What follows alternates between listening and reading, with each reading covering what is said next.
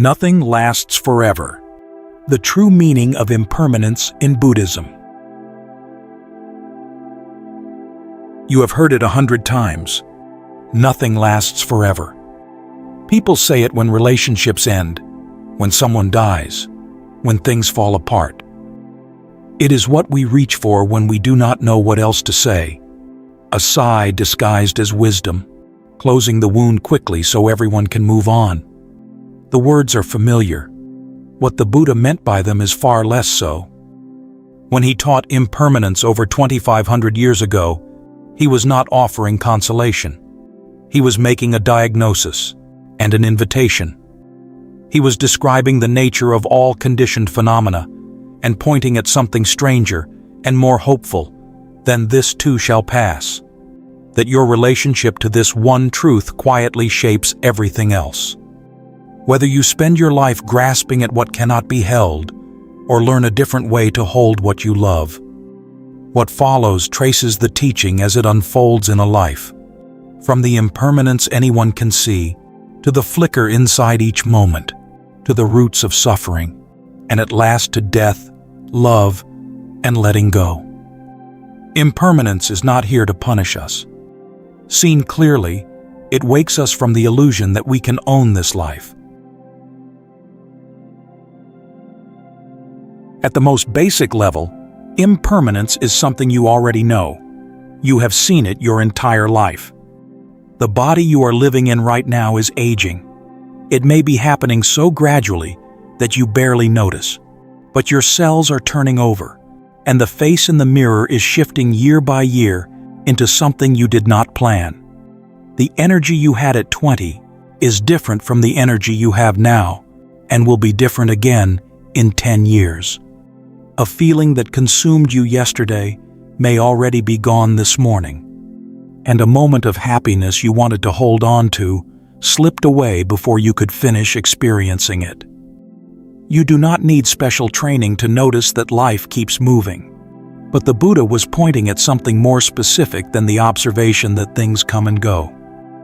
He was explaining why and how everything changes, and what that tells us about everything we depend on. In the Pali texts, the word he used was Anicca, impermanence, and he applied it to what he called sankhara. In this context, conditioned formations or conditioned phenomena. Whatever arises dependent on causes and conditions, whatever depends on something else in order to be here at all. This matters, because in Buddhism, impermanence does not mean merely that things change. It means that whatever arises through causes and conditions cannot be possessed as a permanent self, refuge, or foundation. The insight is not meant to make life feel meaningless. It is meant to show why clinging hurts and why release is possible. Think about a flower. A flower does not appear out of thin air. It needs a seed in soil, water, sunlight, the right season, insects to pollinate it. A whole web of conditions, most of which you will never see. As long as those conditions hold, the flower blooms. When they shift, the flower changes. When they fall apart, the flower is gone. The flower was never a fixed, self-contained thing sitting independently in the world. It was always an expression of conditions coming together. A human body works the same way.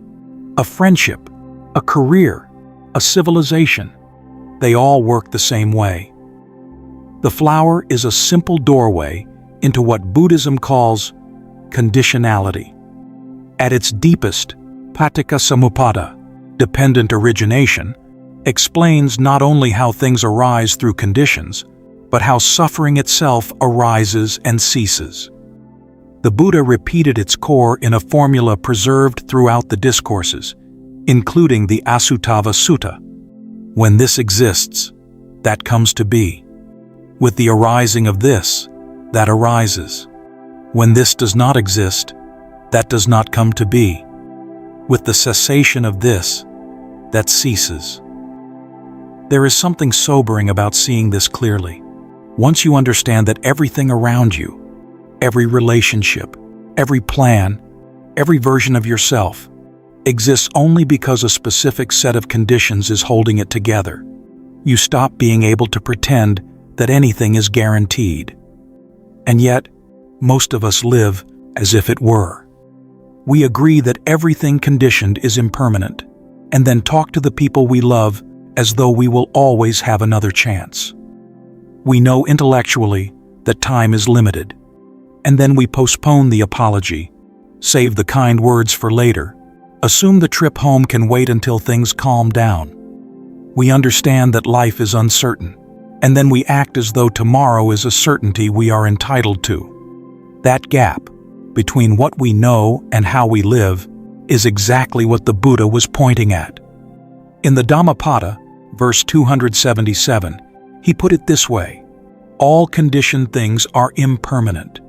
When one sees this with wisdom, one turns away from suffering. This is the path to purification. Notice that he did not say, when one knows this.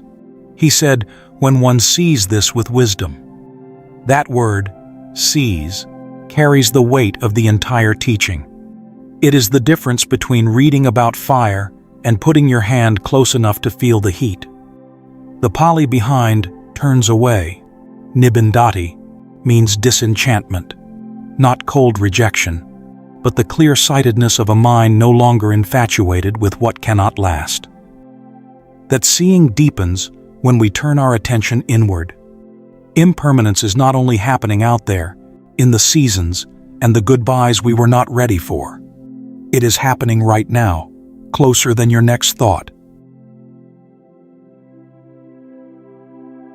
When most people think about impermanence, they picture the big changes. A death, a breakup, a birthday that forces them to admit how much time has passed. These moments arrive like shocks, disrupting the story we had been telling ourselves. But the Buddha was also pointing at something much more immediate. Impermanence does not only happen over years and decades. It is happening inside the raw material of your moment-to-moment experience. Someone says a single word, and your mood changes direction. A memory floats up out of nowhere, and your chest tightens or your stomach drops in the space of a second, without your permission. A breath enters your lungs, and by the time it leaves, the quality of your attention has already moved. This is the level of impermanence the Buddha placed at the center of his meditation instructions. In the Satipatthana Sutta, the discourse on the foundations of mindfulness, the same refrain returns after every exercise. One dwells contemplating the nature of arising in the body, or one dwells contemplating the nature of passing away in the body, or one dwells contemplating the nature of both arising and passing away in the body.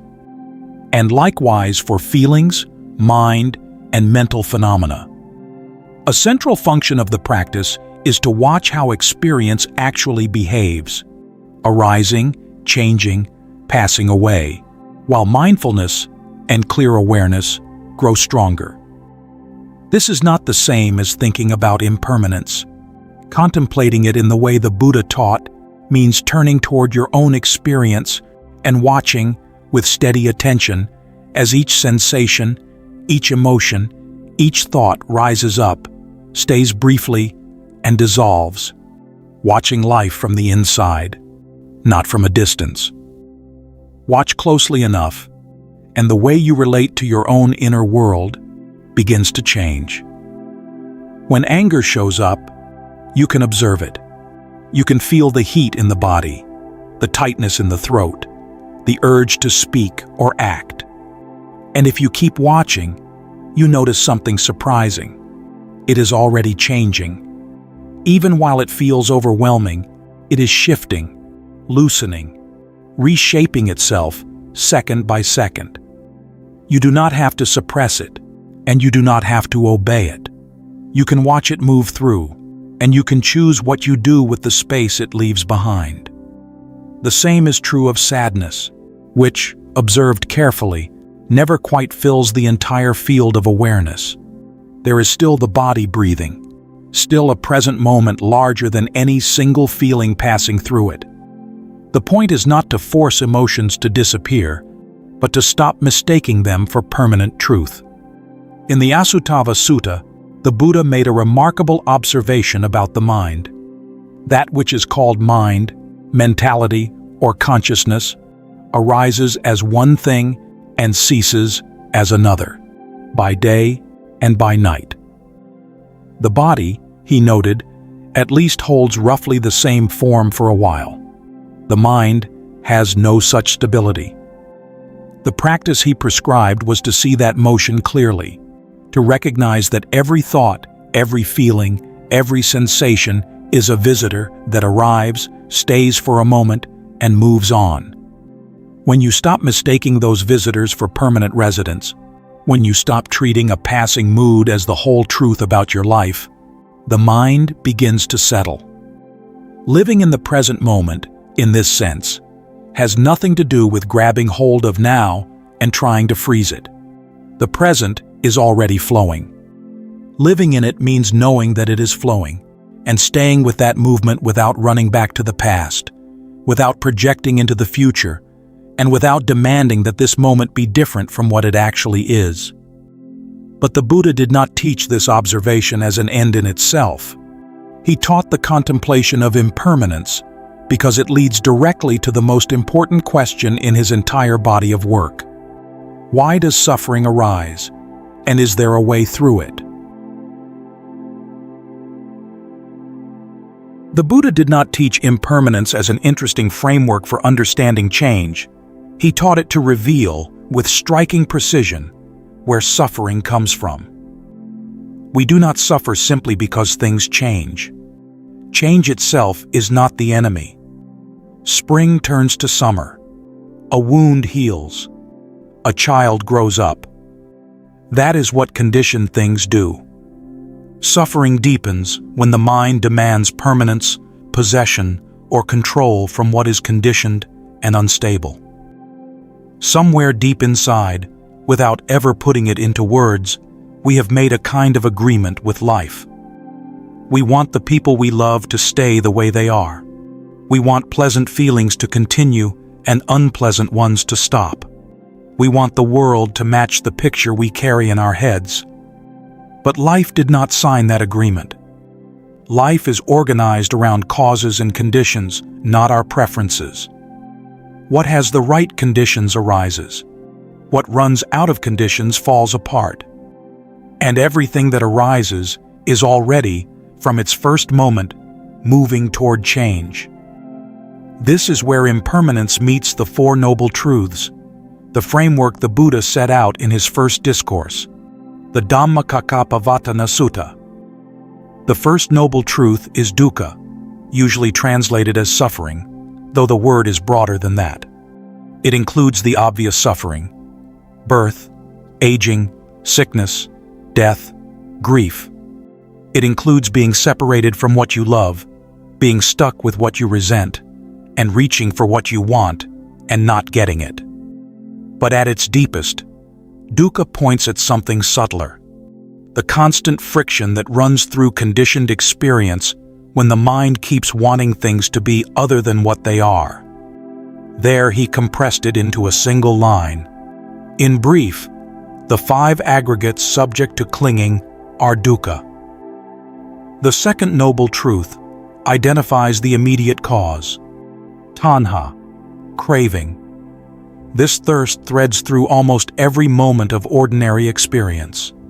The thirst to hold on to what feels pleasant. The thirst to get rid of what feels unpleasant. The thirst to become something, to have reality conform to the image we carry inside. Here is why impermanence matters so much.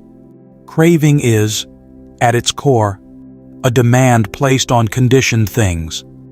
It is the mind insisting, this feeling must stay, this situation must last, this person must remain exactly who I need them to be. But conditioned things cannot obey that demand. They are already changing. So the tighter we hold what is already shifting, the more unsettled the mind becomes. The harder we try to force life to hold a shape, the more it hurts when that shape inevitably breaks. Suffering begins the moment the mind demands that what is coming and going should be solid and permanent. The third noble truth says that this suffering can come to an end. It begins when craving loosens, when the thirst to hold, to push away, to control, starts to settle. This does not happen through force or willpower. It happens through seeing clearly. When the mind truly understands, through direct observation, that conditioned things cannot bear the weight of its expectations, the expectations themselves begin to soften. That loosening is only the beginning. In its fullness, the path leads to the complete fading away and cessation of craving itself. The fourth noble truth is the path he laid out for making that shift possible. The Noble Eightfold Path, a complete way of living that trains how you see and intend, how you speak, act, and earn your living, and how you sustain effort, mindfulness, and the deep stillness that allows insight to arise. He did not diagnose the illness and walk away. He prescribed a treatment, a way of living, practiced consistently, that gradually allows craving to release its hold from the inside. The word the tradition uses for this release is viraga, dispassion, the fading of the fever of grasping. It is not the death of love, it is the cooling of compulsion. And this is misunderstood more than almost anything else in Buddhism. People hear letting go and imagine someone who has stopped caring, someone who has essentially checked out. But the Buddha was describing something very different. Letting go means that the mind stops trying to build a permanent home on ground that is always shifting. You can still love, still care, still engage with the world fully, but without the desperate clinging that turns love into a cage and joy into the anxiety of losing it. Seen this way, impermanence stops sounding like bad news dressed up in spiritual language. It wakes you up. And when that waking up matures, it leads to a way of meeting whatever arises with clarity, with steadiness, and with an inner ease that does not depend on conditions going your way. But that kind of seeing does not stay on the meditation cushion. It has to walk out the door with you, into the way you speak to the people around you, the way you face loss and death, and the way you love. Everything explored so far leads here, to the question of what you do with it. There is a real difference between someone who can talk about impermanence and someone who has let it reshape the way they show up in the world. The Buddha was never interested in producing people who could recite his teachings. He was interested in people who could embody them. And the place where impermanence asks the most of us is the place we spend the least time looking, our relationship with death. Everyone knows they will die, but most of us live inside a soft, almost unconscious assumption that death is something that happens later, to other people.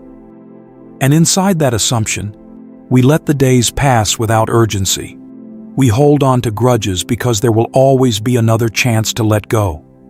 We leave the most important things unsaid because we assume the opportunity will come again.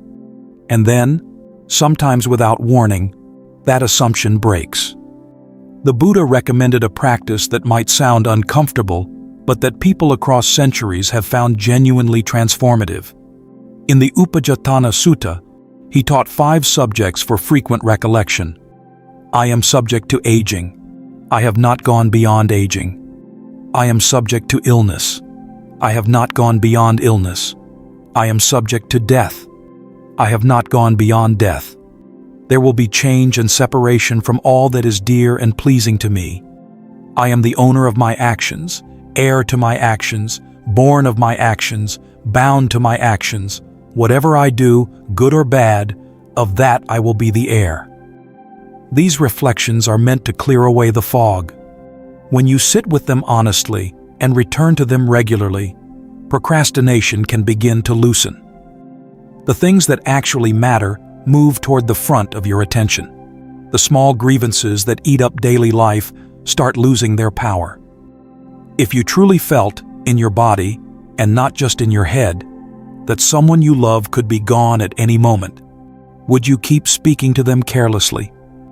If you knew, with real clarity, that this conversation might be the last one, would you listen differently?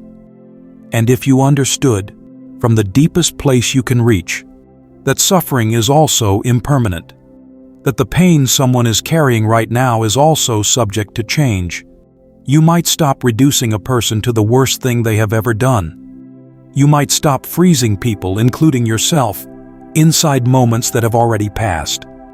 Letting go of resentment is not the same as letting someone back in. Forgiveness releases the past. It does not erase the need for boundaries in the present. Death, when we let it teach us, does something specific. It cuts through the illusion that we have unlimited time. And in cutting through that illusion, it makes presence possible. The kind that does not check its phone, does not half listen, does not plan what to say next while the other person is still talking. Be with the people you love while you can be with them. Say what matters while there is still someone to hear it. Forgive while forgiveness is still possible. And when someone near you is in pain, learn what it means to sit beside them without trying to fix everything. Because sometimes the most honest thing you can offer another human being is your full attention and nothing more. But there is a distinction here. Presence does not mean absorbing someone else's suffering into your own body and carrying it as your burden. Presence means showing up with both compassion and awareness, feeling with someone without losing yourself in the process. This is where impermanence begins to reshape what love looks like. We are trained, by culture and by instinct, to love through holding on. We build expectations around the people we care about. We want them to remain the version of themselves that we fell in love with, to fill the role we have assigned them in the story of our lives. And when they change, as all conditioned things must, we feel betrayed or abandoned or confused, because the agreement we made in our heads was never something they agreed to.